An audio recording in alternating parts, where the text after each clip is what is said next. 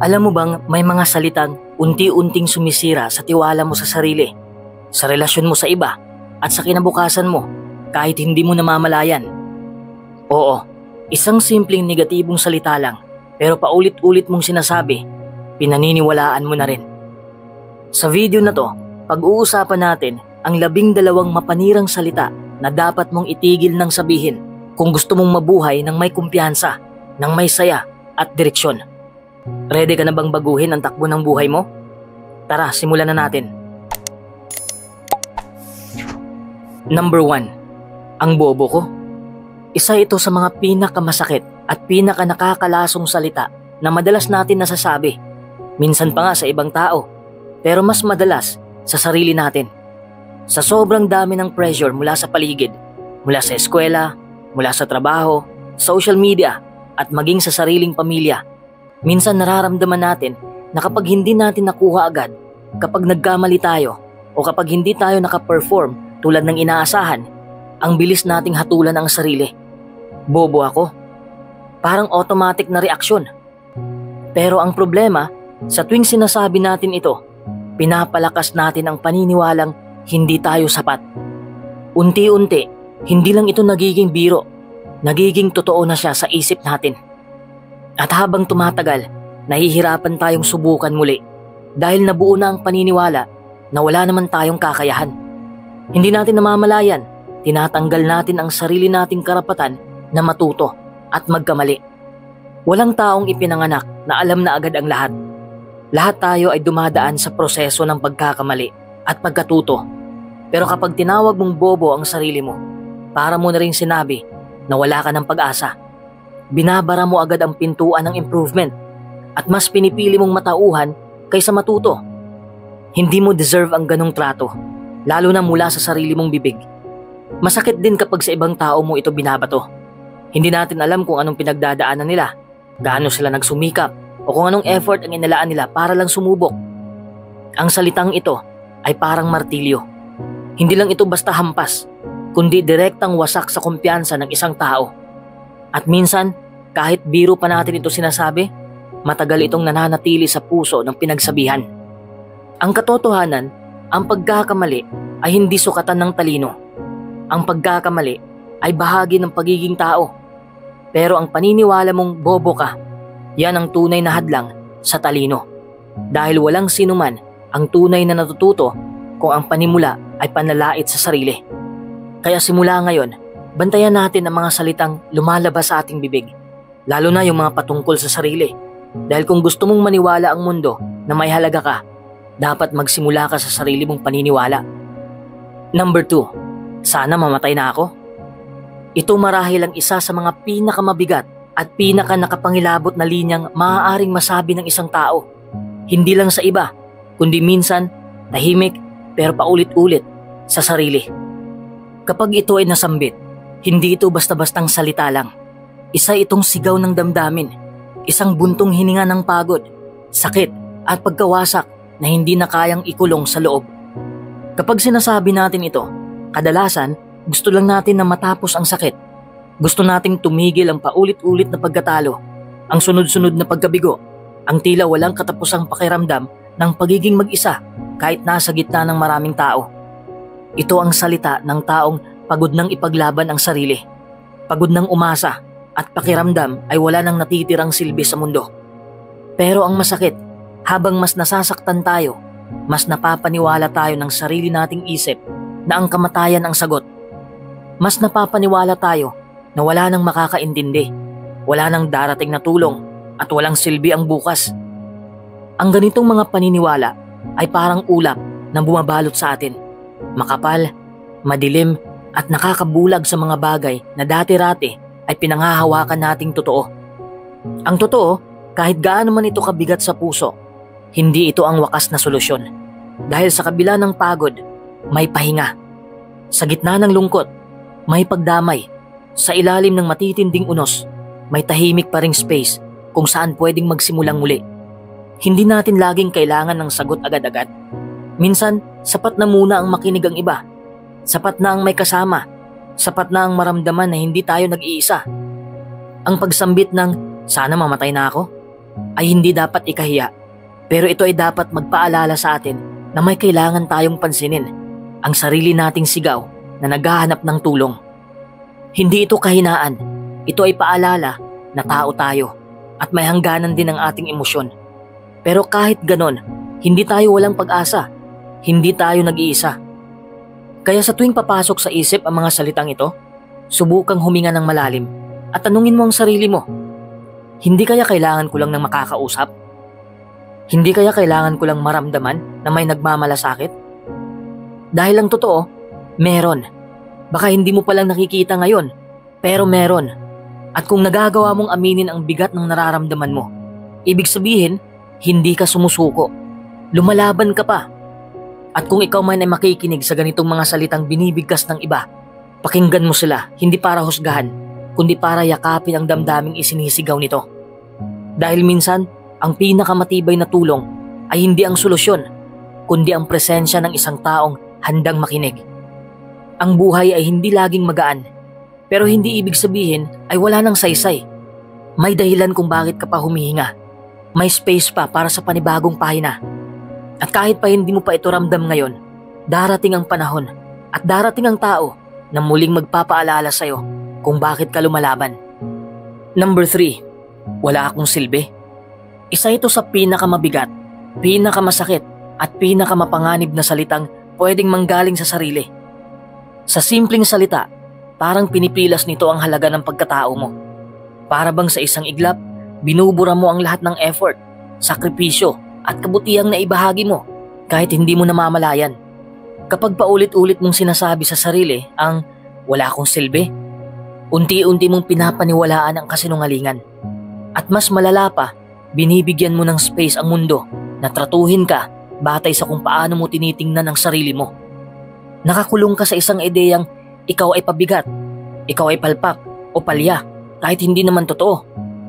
Hindi mo kailangan maging sikat, hindi mo kailangan maging mayaman o perpekto para masabing may silbi ka. Ang mismong pag-iral mo ay may dahilan. May mga taong tahimik mong nai-inspire, may mga sitwasyong nababago dahil sa simpleng presensya mo. At may mga araw na ang ngiti mo lang ang bumubuo ng pag-asa sa iba. Hindi mo lang siguro agad nakikita, pero may mga bagay kang nagagawa na hindi kayang tapatan ng iba. May mga katangiang likas sa'yo na walang sino man ang kayang kopyahin. At sa bawat araw na pinipili mong bumangon, kahit hirap, may silbi na agad yon. Hindi mo kailangang patunayan ang sarili mo sa mundo para lang masabing mahalaga ka. Dahil ang totoo, matagal ka ng mahalaga. Hindi lang sa mata ng ibang tao, kundi sa mismong layunin kung bakit ka naririto. Kaya sa tuwing papasok sa isip mo ang salitang wala akong silbi, alalahanin mo, ang boses na yan ay hindi totoo. Isa lang yang anino ng pagdududa, produkto ng pagod, lungkot o mga karanasang hindi mo kasalanan. Pero hindi mo kailangang manatili roon, sapagkat ang halaga mo ay hindi nababawasan kahit may pagkukulang ka. Ang silbi mo ay hindi nawawala kahit may pagkatalo kang naranasan. At ang buhay mo, gaano man kabigat, ay may saysay pa rin. Ang kailangan lang, paniniwala. Hindi sa kung anong iniisip ng iba, kundi paniniwalang ikaw mismo ay mahalaga at hindi kailanman mawawala ng silbi. Number 4, lagi na lang akong malas. Isa ito sa mga pinakakaraniwang sinasabi ng tao kapag sunod-sunod ang hindi magandang nangyayari sa buhay. Kapag parang lahat ng plano ay hindi umaayon, kapag kahit anong pilit ay parang may humihila pa rin pababa. Napakadaling sabihing malas ka. Parang isang paraan ito ng paglalabas ng sama ng loob, isang pagbuhos ng pagkadismaya. Pero ang problema, sa tuwing inuulit mo ito, unti-unti mo na ring pinapaniwalaan.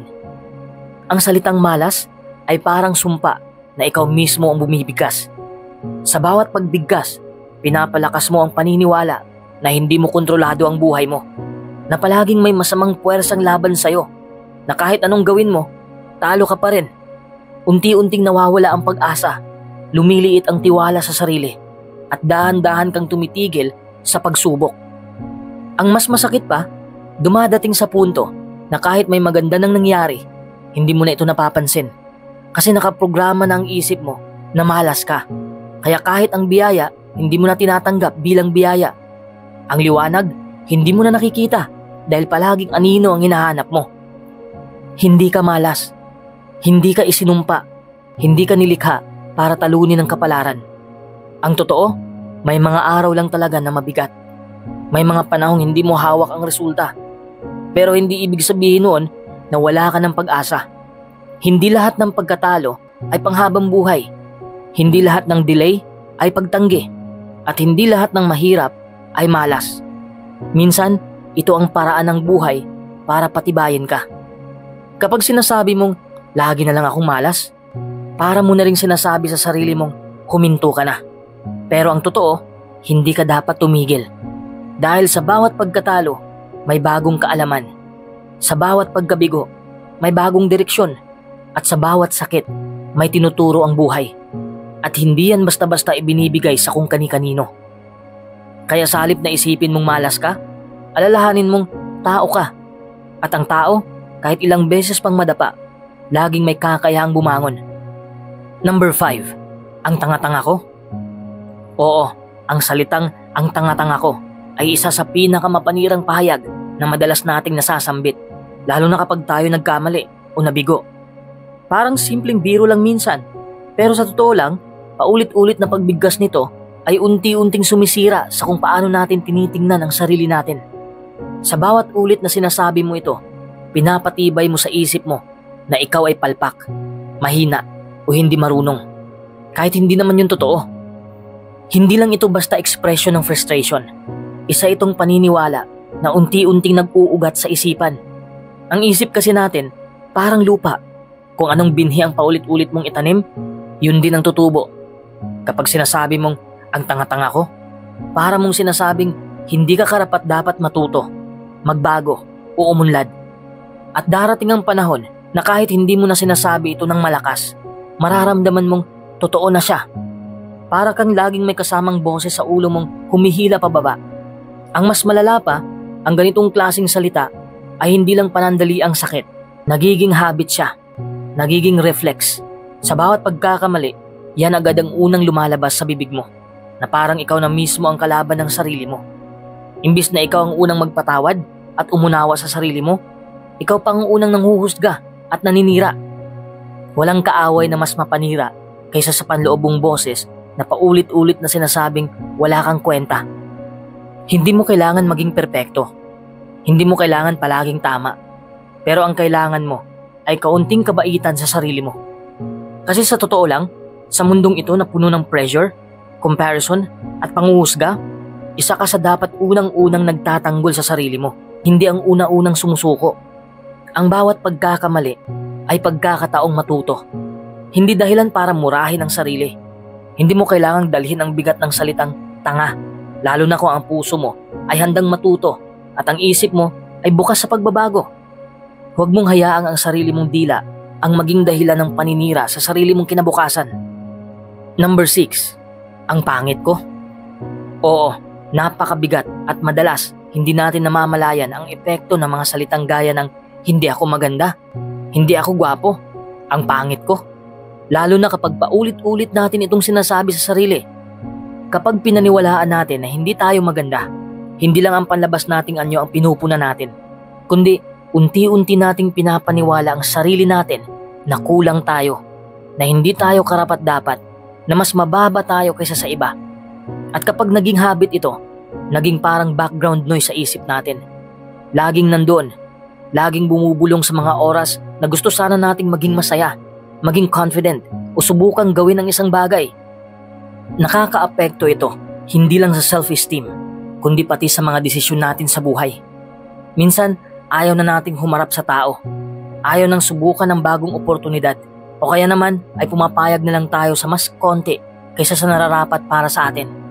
Dahil iniisip nating hindi tayo sapat, hindi tayo kaaya-aya, hindi tayo karapat-dapat sa maganda. Pero ang totoo, ang salitang maganda ay hindi lang nasusukat sa korte ng katawan, kulay ng balat, ayos ng buhok o forma ng ilong. Ang tunay na ganda ay nararamdaman. Ito'y lumalabas kapag may tiwala tayo sa sarili. Kapag pinipili nating igalang at pahalagahan ang sarili natin kahit sa gitna ng kahinaan. Kapag tinatrato natin ang sarili natin ng may kabaitan at pag-unawa kahit hindi tayo perpekto. Wala namang taong perpekto, pero may mga taong buo. Buo ang loob, buo ang pagmamahal sa sarili, buo ang respeto sa kung sino sila. At sa totoo lang, yan ang totoong ganda. Hindi ito hinahanap sa salamin, kundi nararamdaman sa loob. Kaya sa tuwing mapapaisip kang, hindi ako maganda, alalahanin mong baka hindi mo lang pa naririnig ang totoo. Hindi dahil hindi ka maganda, kundi dahil natakpan lang ng pagdududa, takot o nakasanayang paninira sa sarili. Ang kailangan mo lang ay tahimik na paalalang may ganda sa akin na hindi kailanman nawala. Kailangan ko lang itong muling paniwalaan. Number 7. Ganyan talaga ang buhay. Magtiis ka na lang. Ito ang isa sa mga pinakakaraniwang salitang naririnig natin kapag may problema, kapag may paghihirap o kabiguan. Madalas, ito ay sinasabi bilang isang uri ng comfort o pampalubag loob. Pero sa totoo lang, isa rin ito sa mga pinakadelikadong paniniwala na pwedeng kumapit sa puso ng isang tao. Kapag sinabi mo ito, para mo na ring sinabing wala ka nang magagawa. Para bang ang bawat sakit, hirap o kabiguan ay bahagi ng isang script na wala kang karapatang baguhin. At habang pinipilit mong tanggapin ang ganun na talaga, unti-unting mamamatay ang pag-asa, ang ambisyon at ang posibilidad na mabuhay ng mas magaan, mas makabuluhan at mas masaya. Ang tiis ay mahalaga. May halaga ang pagtitiis sa mga panahong kailangan mong magpakatatag. Pero magkaibang bagay ang pagtitiis dahil may layunin at pagtitiis dahil sumuko ka na. Ang unang uri ay nagpapanday sa'yo. Ang ikalawa, unti-unting lumalamon sa'yo. Kapag paulit-ulit mo na lang sinasabi sa sarili mong magtiis na lang, nagiging bahagi na ito ng sistema mo. Hindi ka na kumakatok sa bagong pinto. Hindi ka na lumalaban. At sa kalaunan, nagiging normal na lang ang hindi tama. At katanggap-tanggap na lang ang hindi makatao. Napapalitan ng pangarap ng pasensya at ang sigla ng resignasyon. Ang totoo, ang buhay ay hindi kailangang puro tiis. Hindi ka ipinanganak para lang magdusa. May karapatan kang maging masaya. May karapatan kang umasenso. May karapatan kang magsimulang muli. Hindi mo kailangang tanggapin ang lahat ng nangyayari na parang wala kang boses o kapangyarihan dahil meron ka. Ang pagsasabi ng ganyan na talaga ang buhay, magtiis na lang, ay parang paglalagay ng takip sa apoy ng pag-asa. Pero kahit anong takip pa yan, kung may natitira pang baga sa puso mo, konting lakas ng loob, konting pananampalataya, konting panaginip, may pag-asa pa. At doon nagsisimula ang pagbabago. Kaya sa susunod na pumasok sa isip mo ang salitang yan, huminto ka saglit. Tanungin mo ang sarili mo, ito ba talaga ang buhay na gusto kong tanggapin? O ito lang ang kinagisnan kong tiisin? Ang tunay na pagbabago ay nagsisimula sa paniniwala na may puwang pa para sa mas mabuting bukas. At ang unang hakbang ay pagtigil sa pagsasabi na magtiis na lang. Hindi ka para sa lang. Deserve mong mabuhay ng buo. Number 8. Wala kang mararating. Ang salitang ito ay parang latigong walang iniwang bakas sa balat, pero malalim ang hiwang inuukit sa kalooban. Kapag narinig mo ito mula sa ibang tao, lalo na kung galing pa sa mga taong inaasahan mong sumuporta sa'yo, parang bigla kang kinulong sa isang kwadradong mundo na may kisame, may pader at walang bintana. Pinaparamdam nito na kahit anong gawin mo, wala kang kahantungan. Na kahit anong sipag mo, kahit anong galing mo, hindi ka tatanggapin ng mundo. At ang mas masaklap, minsan hindi mo na kailangang marinig ito mula sa iba kasi ikaw na mismo ang bumubulong nito sa sarili mo. Ang pahayag na ito ay hindi lang basta panghuhusga. Isa itong pagkitil sa posibilidad. Parang sinasabi nito na sarado na ang libro ng buhay mo, na kahit anong pahina ang buksan mo, walang bagong kwento. Nawawala ang sigla, nawawala ang gana, nawawala ang pangarap. Ang natitira na lang ay isang tahimik na pagsuko. At dito nagsisimulang manirahan ang takot, ang pagdududa at ang kawalan ng direksyon. Isa pa sa pinakamalungkot na katotohanan ay kung gaano kabilis itong maniwala ng isipan, lalo na kung paulit-ulit. Kahit hindi totoo, kapag sinabi ito ng sapat na beses, nagsisimula na itong magmukhang katotohanan. Tumatago sa pagkatao, sumisira sa tiwala sa sarili, at pinipigil ang paglago ng isang tao. Marami ang natakot sumubok. Marami ang pinipiling tumigil. Marami ang namuhay na may pangarap na hindi man lang sinubukang abutin.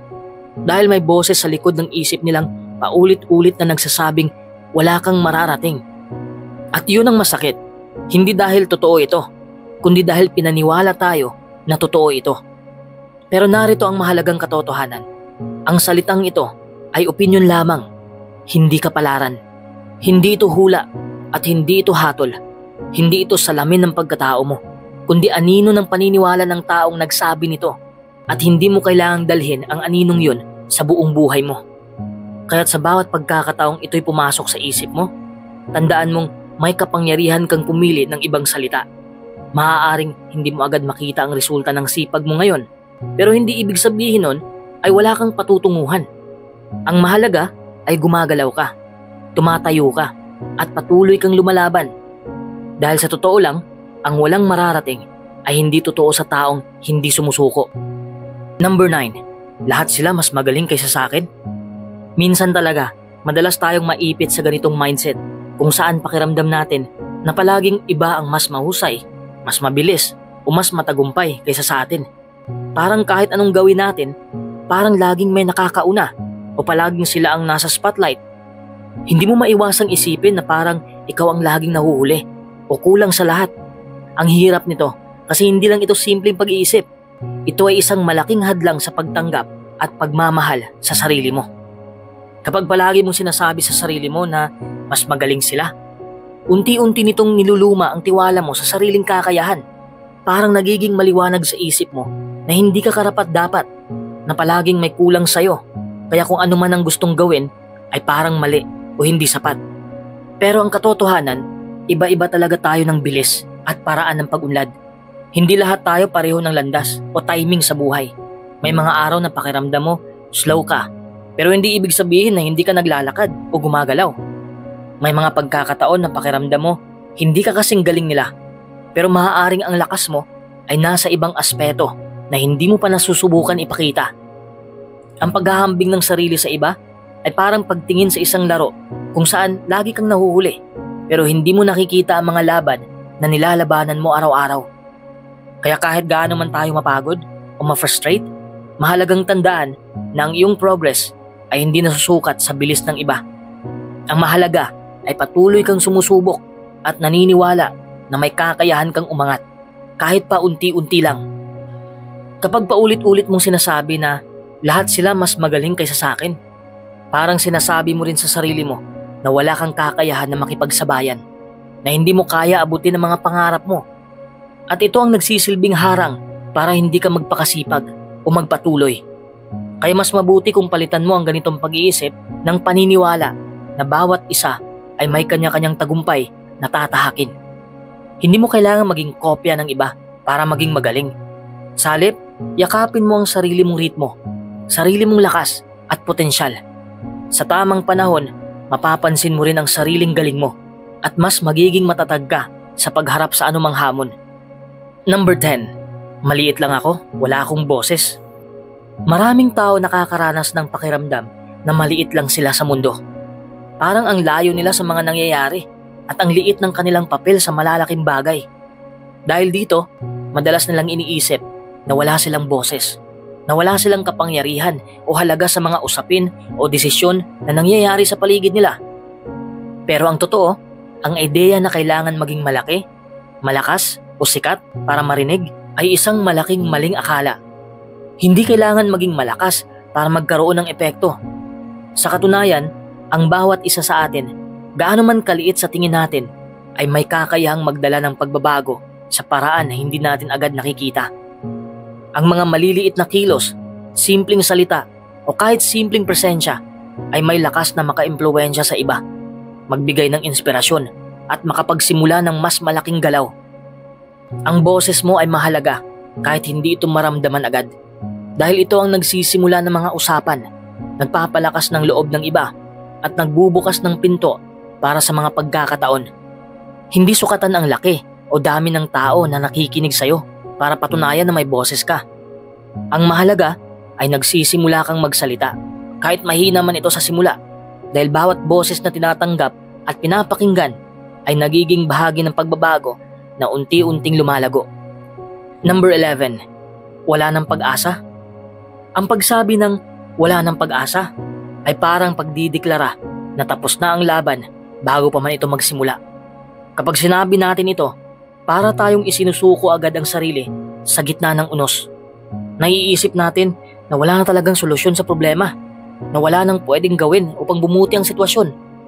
Pero sa realidad, kadalasan kapag ganito ang ating iniisip, nagmumula ito sa matinding pagkadismaya o pagod sa mga pagsubok. Parang na-overwhelm tayo sa bigat ng buhay, kaya nakakalimutan natin na kahit sa pinakamadilim na bahagi ng gabi, may unti-unting pagsikat ng araw. Ang pag-asa ay hindi laging halata o mabilis makita. Minsan, kailangan lang nating magtiyaga at maghintay ng kaunti pa. Sa bawat pagsubok na hinaharap natin, may natatagong pagkakataon para mabago o umangat. Kapag pinili nating tanggapin ang wala ng pag-asa, nawawala ang lakas natin para kumilos, para maghanap ng solusyon, at para maniwala na may bukas pa na mas maliwanag. Kaya mahalagang alalahanin na ang pag-asa ay hindi basta nawawala. Ito ay isang bagay na kailangan lang nating hanapin at palaguin sa loob natin. Sa halip na isuko ang laban, mas makabubuti na magbigay ng puwang para sa posibilidad, kahit maliit pa ito, dahil doon nagsisimula ang tunay na pagbabago. Number 12, hindi ko kaya. Napakadaling sabihin ito, lalo na kapag naharap tayo sa mga mahihirap na sitwasyon o challenges sa buhay.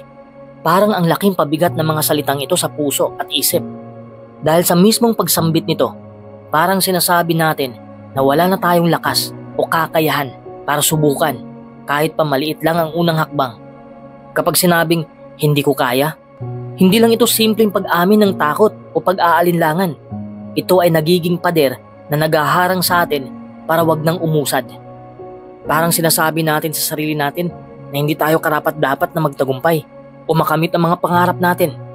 Ang problema, minsan hindi natin napapansin na ang mismong salita ang nagpapalakas ng takot at pagdududa.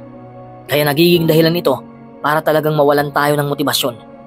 Pero sa totoo lang, ang puso at isip natin ay kayang-kaya pang magbago, matuto at tumibay. Ang hindi ko kaya ay hindi katotohanan, kundi isang takot na dapat nating harapin. Sa bawat hamon, may lakas na nasa loob natin na minsan lang natin napapansin kapag nagbigay tayo ng pagkakataon sa sarili na subukan. Kaya sa halip na agad sabihin na hindi mo kaya, mas mabuting bigyan mo muna ang sarili ng pahintulot na subukan at magkamali. Kahit ilang ulit kang bumagsak, mas mahalaga ay ang bawat pagkakataon na bumangon ka at lumaban. Dahil sa bawat pagsubok, lumalakas ang loob, lumalawak ang kaalaman, at dumarami ang dahilan para maniwala na kaya mo talaga. Ang hindi ko kaya ay isang panalo ng takot sa laban ng puso at isipan. Pero kung titigan mo ng mabuti, makikita mo na may iba pang mga salita na mas makakatulong. Mga salita ng pag-asa, lakas at pag-asa sa sarili. Ang simpleng pagtanggap na subukan ko lang muna ay simula ng pagbabago.